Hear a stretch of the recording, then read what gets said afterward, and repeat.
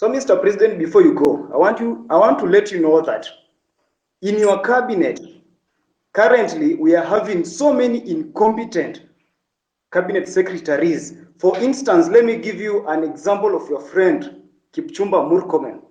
Kipchumba Murkomen did law. He has never been in any law firm in this country. He has never won any case. But currently, he's heading the Ministry for Road and Transport. My question is, between where is the conjunction between the Ministry of Transport and a lawyer? In that department, you will be putting there a person who has done even civil engineering, who knows so much about construction. Lastly, the Minister for Agriculture, that person, he even doesn't have a bachelor's. We all know this information.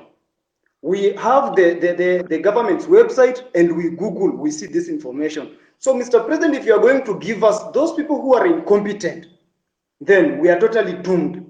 You know, when we elected you as the president, normally they say, you set a thief to catch a thief. But this time round, when we elected you, Mr. President, that you can help us now catch those people who are corrupt in this nation, you're just there laughing with them. Look at Oscar Sudi. He's flaunting with 20 million in a bag in a public forum.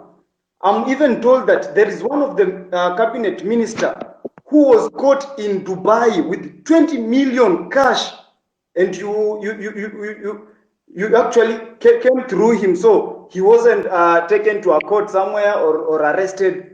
You know that, Mr. President.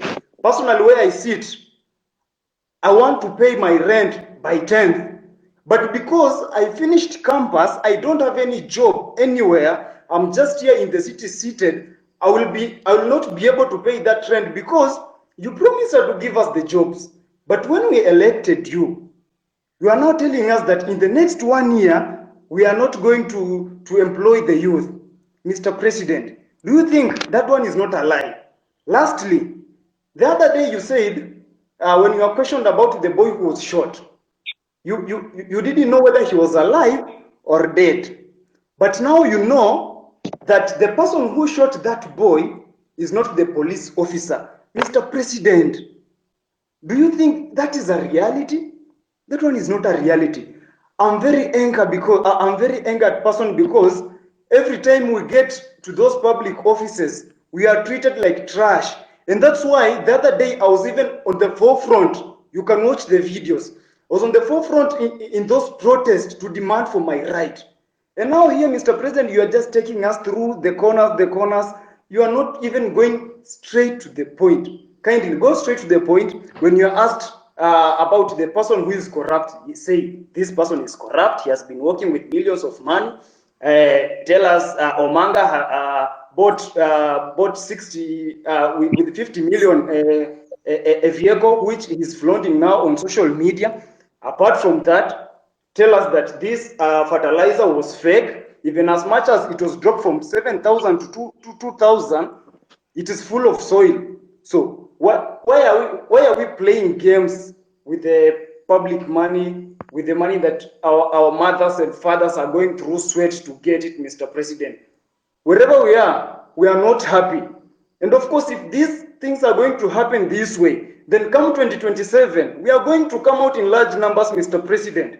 We'll take votes and we'll take those people home, including you. If at all you are not going to fight for our own rights as your people in this nation.